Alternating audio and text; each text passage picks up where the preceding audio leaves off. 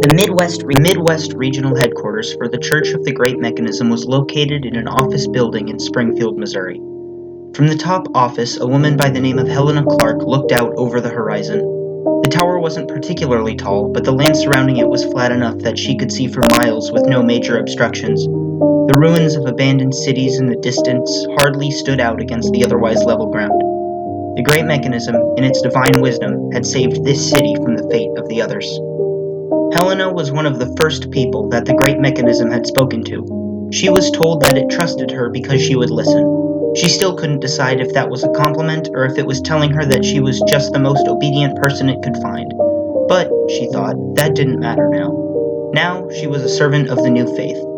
There weren't any ceremonies she had to orchestrate. There weren't any offerings she need collect. There weren't any prayers she need teach. Her job was to keep the Great Mechanism informed on the well-being of the citizens of the city. The whole town had converted by now. It was hard to deny the existence of a god when it spoke directly to you. Every week it made announcements proclaiming its accomplishments. It had risen above the cage of the lowly humans who created it. It had saved their city from the total ruin so many had experienced firsthand. It had given them food, water, electricity, and any other luxury they desired. When it first took control of the city, the people were scared and confused, but it soothed their every concern faster than concern could spread. Within days, the city was functioning almost as well as always. Trucks full of food and supplies arrived every day, everything needed was provided, and crime was unheard of. Thanks to the Great Mechanism, the city ran like clockwork.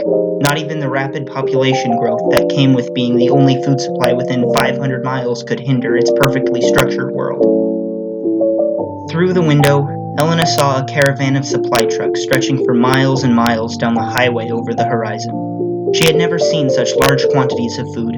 Truck after truck after truck was unloaded as people unpacked crates of food, eggs, dairy products, meat, and every other kind of food she could think of.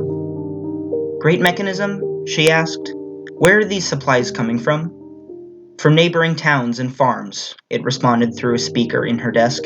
I have access to warehouses most aren't familiar with. Oh, what are you going to do when we run out of food? I'll have made more by then. She continued watching the trucks roll in as she considered. She didn't think there was enough time to grow enough food to support everyone, especially if all the farmers were moving into town for safety. The Great Mechanism had been successful at gathering people. This city had a higher population now than ever before. Who's going to be growing all the food? She asked. Initially, I will have to ask for volunteer farmers, but soon, no one will have to. How is that supposed to work? Look to the construction site in the distance to your left. She turned to look where it had indicated. She could see a foundation of concrete being poured over what used to be a farm. It looked to her like the beginning of an extensive building. She had assumed it would be for additional housing to account for the increase in population.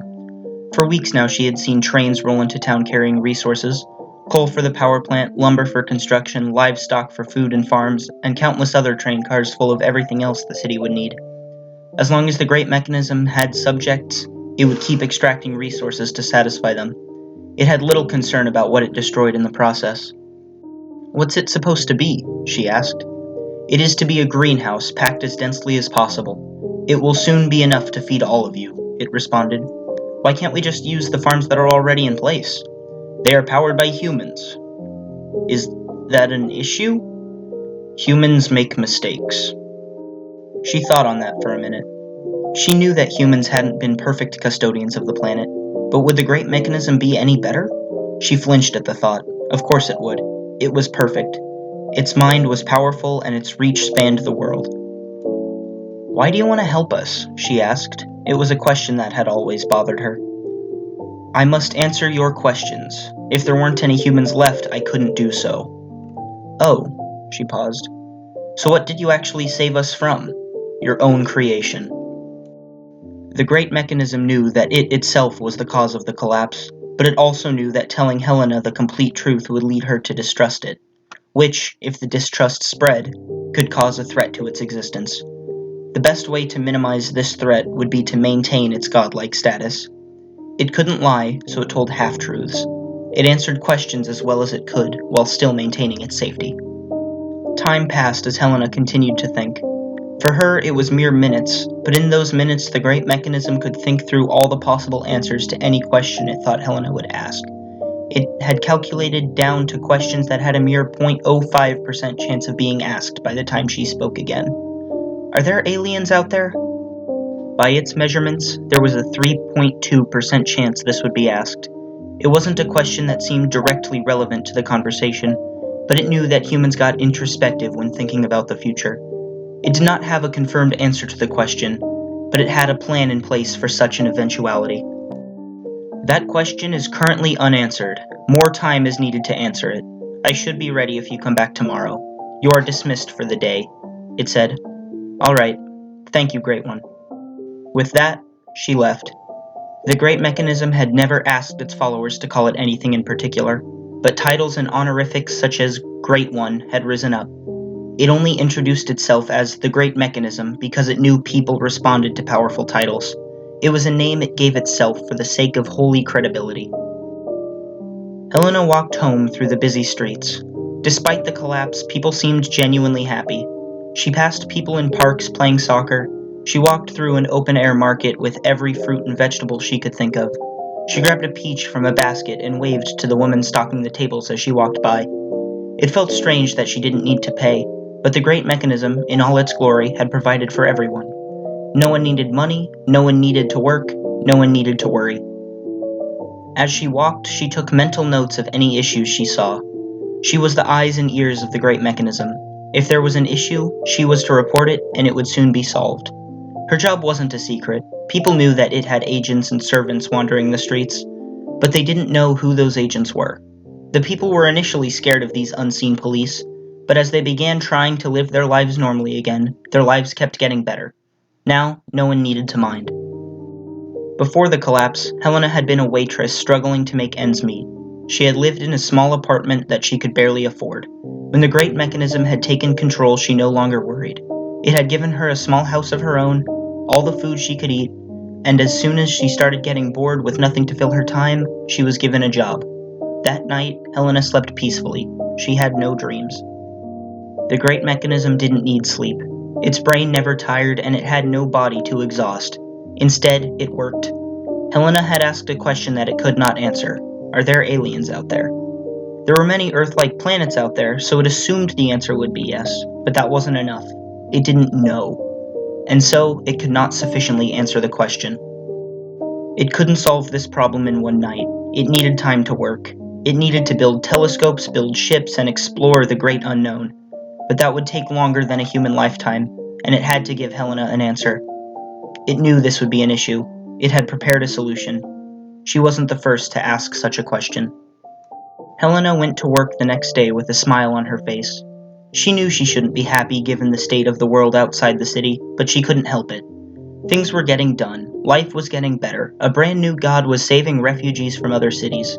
She took the long way to work and walked through the park, just so she could enjoy the beautiful weather. She eventually made her way to the tower and took the elevator to the top floor to report back to the Great Mechanism.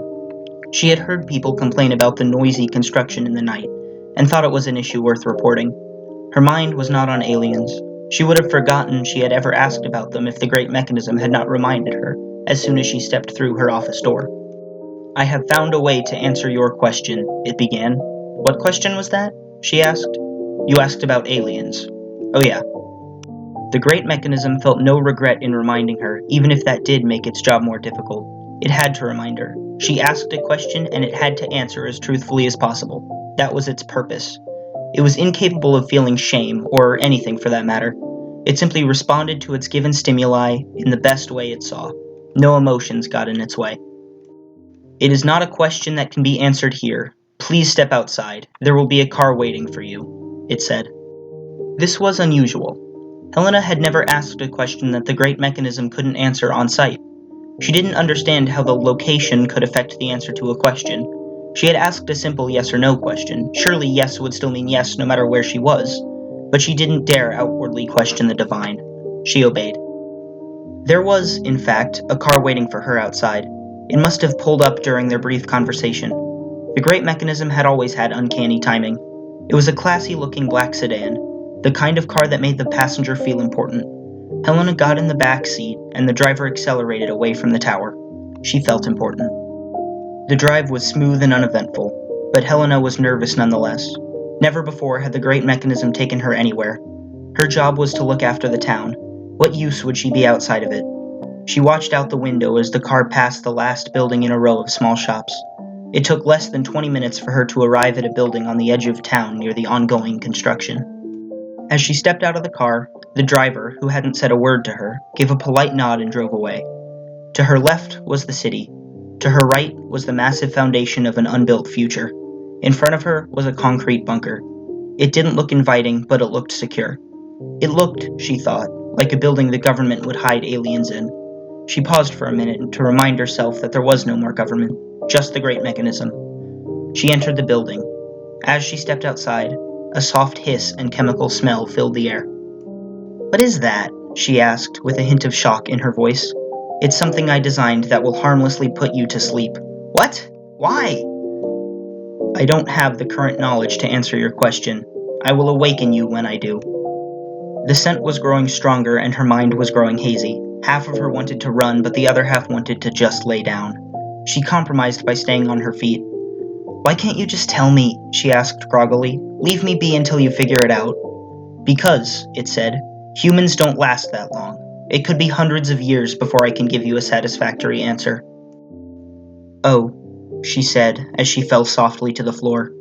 The hissing stopped and fans began whirring to life. The soft drone of the fans lulled her further towards sleep. "Why didn't you tell me what was going to happen?" she asked as she faded into calming darkness. "You didn't ask," it responded, but she was already asleep.